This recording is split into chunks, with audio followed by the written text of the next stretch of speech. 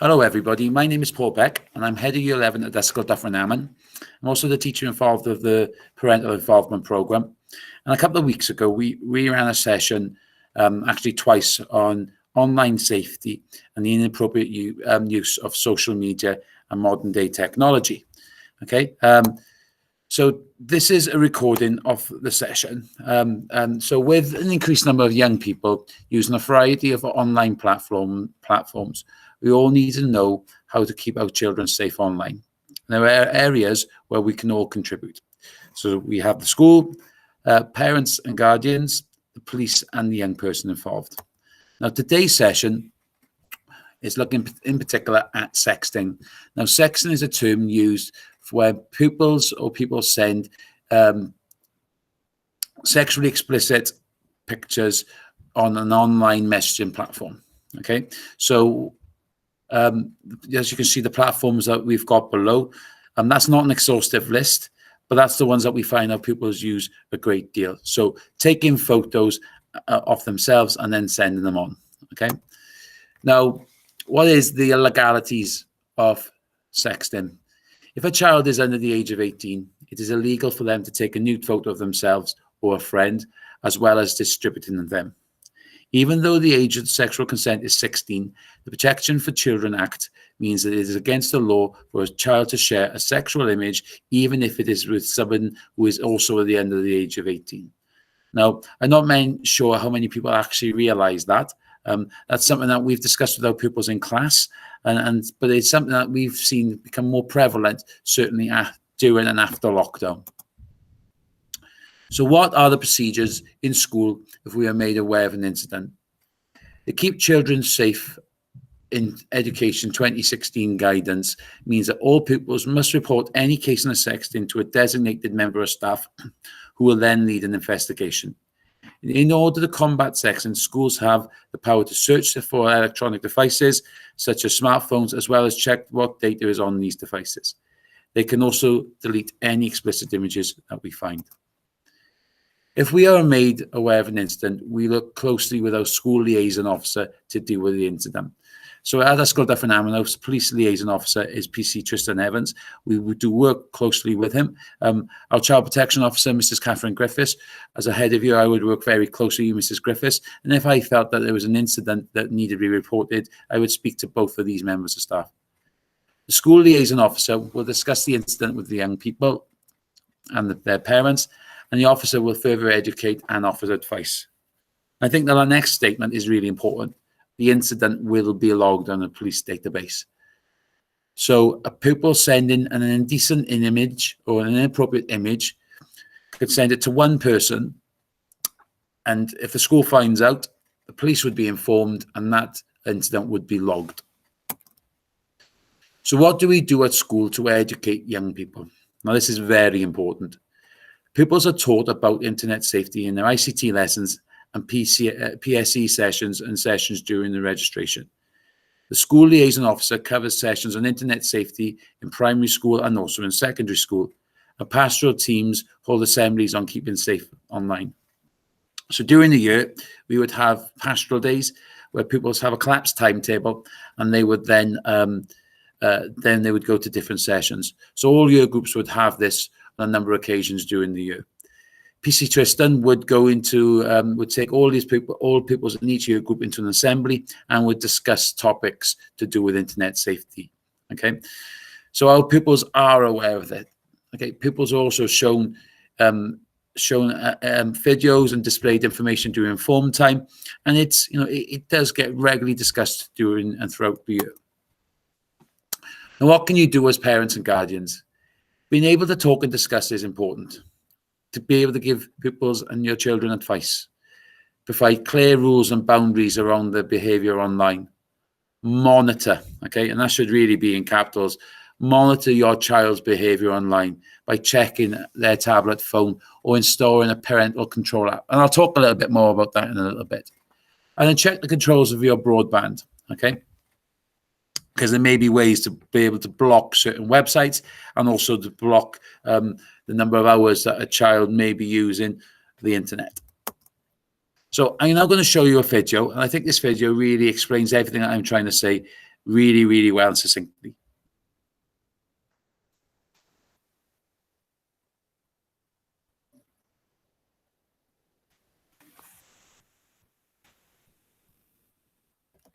Okay. Hello, I'm PC Hughes. Today's session is about being responsible online. I am going to help you know what risks are online, avoid misusing your digital technology, make sure you know what sexting is. You might call it sending nudes, nudies, sexy pics, or perhaps some other name. Finally, we will all know about the consequences of sending these pictures to others. Taking and sharing selfies is fun, so what can go wrong? Pause the presentation and write down as many ways things can go wrong as you can. Don't forget to press start when you have finished.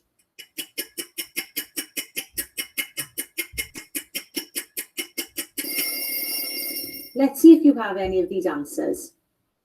Remember, as soon as you upload or send a photo or film, you lose control of it because the internet is a public domain. This can have many consequences, which we will think about later. If you send or stream a nude image, called a sexually explicit picture, or an indecent image, it's sometimes called sexting by adults.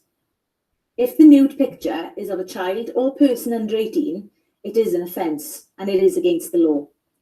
If prosecuted and found guilty, the offender would be registered for life on the sex offenders register. If you upload a nude or indecent or highly embarrassing photo of yourself, you will lose control of it, and in the future, it may be seen by anybody, including future employers or partners. I am now going to tell you about a group of friends who had known each other for a long time and trusted each other, until they made a big mistake. You will hear about how some wrong choices that were made and the impact these choices had on the group, especially on Lowry. So here we go. 15-year-old Azuban and Lowry have been dating for 3 months. They are friends with Marcus. They are all in year 10 and go to the same school. Lowry and Azuban sent fun photos to each other regularly. The photos were sensible and harmless. Azuban would sometimes show some of Lowry's photos to Marcus. Recently, Azuban had begun to pressurize Lowry into sending a picture of herself naked. He promised to keep it a secret, and after a lot of nagging, she gave in and sent a topless pic. Remember, this is a nude or indecent image, and it is a criminal offence to send a picture of anyone under 18, even if it's a selfie. Azuban bragged to Marcus about the picture. Marcus was really jealous because he secretly fancied Lowry himself. Azuban didn't know he could get into serious trouble for having a nude picture. He should have deleted it straight away. That would have been the right thing to do. But Marcus nagged Azuban for a look. They were mates after all. Azuban finally gave in and showed Marcus Lowry's nude photo. Marcus asked him to send him a copy and promised to keep it to himself. However, Marcus decided to send it to everyone he knew in school. It was extremely embarrassing for Lowry. She was devastated that Azuban and Marcus would do such a thing and begged everyone to delete it off their phones. Unfortunately, it was too late. Somebody had already posted it on social media and lots of people had made mean and rude comments about the picture. Lowry was horrified and very upset. Her family were very angry.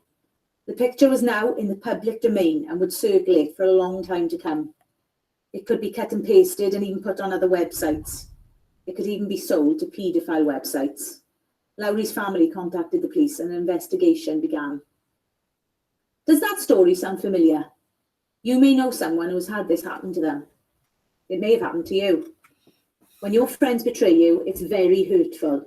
Each of our characters got caught up in the situation and made the wrong choices. Pause the video and think about what choices the 3 friends made. Write down the names of the 3 friends and list a wrong choice for each one. Press play to restart the lesson when you are ready.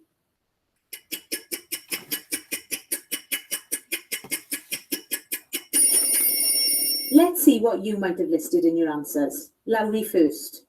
Lowry took a nude, indecent selfie. Even though this was a selfie, she committed a criminal act, and the law says she could be prosecuted. Remember, once you send or post any indecent photo of someone under 18, you've immediately committed an offence. Think before you click. Ask yourself, who will see this? Think before you click. Would you show it to your parents? If the answer is no, don't send it. Azuban pressured Lowry into taking a nude selfie. He had no right to pressurise Lowry. We call this kind of pressure coercion, and Azuban was wrong to persuade Lowry to do something she didn't want to do. Marcus is responsible for a number of serious offences and wrong choices. He pressurised Azuban, his friend, to send the nude picture. He distributed the image to the school community and continued to possess the image on his phone. He deeply upset Lowry, and when it got put on social media, it harmed her whole family. Did you get any of those in your lists of wrong choices? Each of the young people in this story experienced some serious, unexpected outcomes or consequences. Lowry's relationship with Azuban ended. She was devastated by the whole incident. She felt embarrassed and alone. In the end, she had to change schools. Remember, no one should make someone do something they don't want to do. If you are pressurized into doing anything you don't want to do in a personal relationship, this is abuse and you should talk to someone who can help you. Azuban lost his girlfriend and friends. His parents were so outraged they grounded him and took away all of his devices. He had a visit from the police. They took his phone and he was given a youth caution for his actions, and the seriousness of the situation was made clear. Marcus was in even more trouble. He was fortunate to escape prosecution for possession and distribution of a nude, indecent image of a child. Remember, a child is someone under 18 in law. He was given a youth conditional caution by the police. Marcus was very sorry for the harm he had caused Lowry, but ended up losing all of his friends.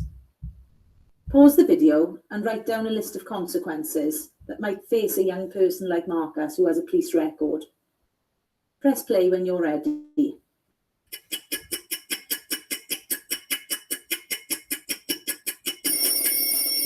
I wonder how many consequences you thought of. Here are some. Marcus may be unable to work with any vulnerable people or children. It might be difficult to find a job. He may not be able to travel abroad. He might not be able to rent a property. He might be refused a bank loan. The law says any person found guilty in court of taking, making, possessing or distributing an indecent image of child faces the possibility of imprisonment and or being placed on the sex offenders register for life.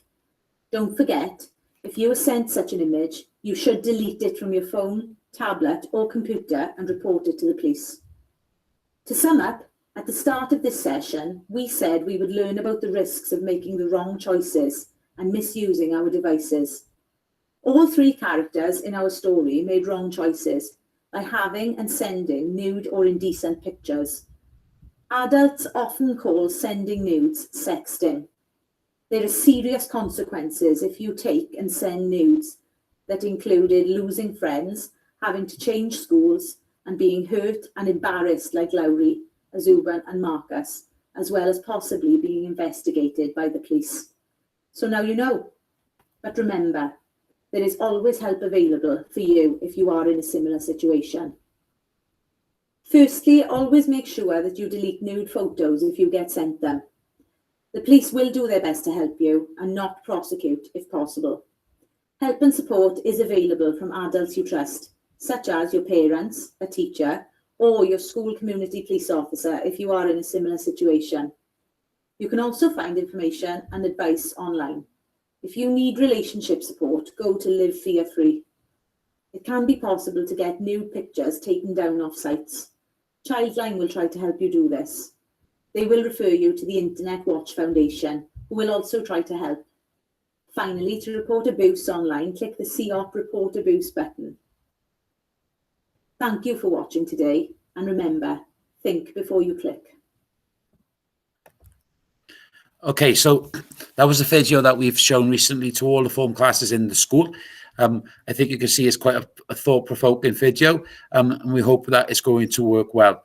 So our pupils are educated on the inappropriate use of social media, and we thought that is very important that parents also also have the understanding of what could potentially happen.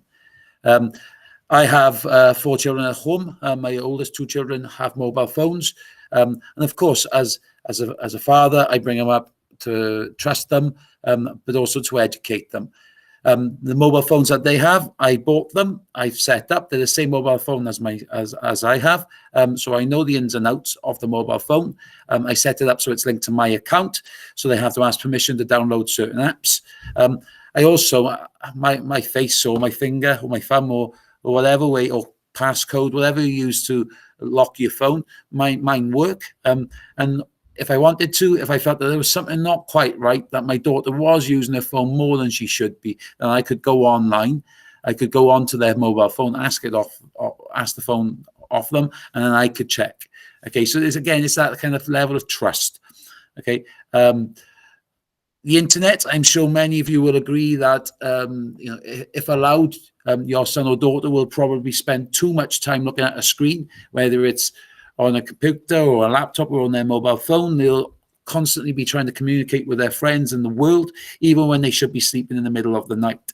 How to combat that? It's not easy, but there are ways. For example, in my house, we have our router is connected to a device which allows the house to have internet throughout the house, but it's called a mesh provider, I think it's called, and that allows me. But that device boosts my internet, but also I can have an app with that device which allows me to take devices off. So, for example, if my daughter is using using the internet in the house, I can remove her from that internet, and I can see how much time she's used on it.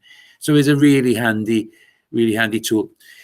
If you look on the internet, there are lots of different apps out there to help you protect your children online. But I think number one is that level of trust. Being able to pick up their phone, say, "Can I have a look at your phone, please? What are you doing on it?" is really important. We keep a close eye on how our children behave in community and out and about. But I think sometimes we forget that actually being online, we watch them carefully, is just as important as they behave in the real world. So that's the session. If you have any questions or any concerns, please contact us at school, and we will get back to you straight away. Okay. So many thanks. We hope to see you in the session soon. Take care and stay safe.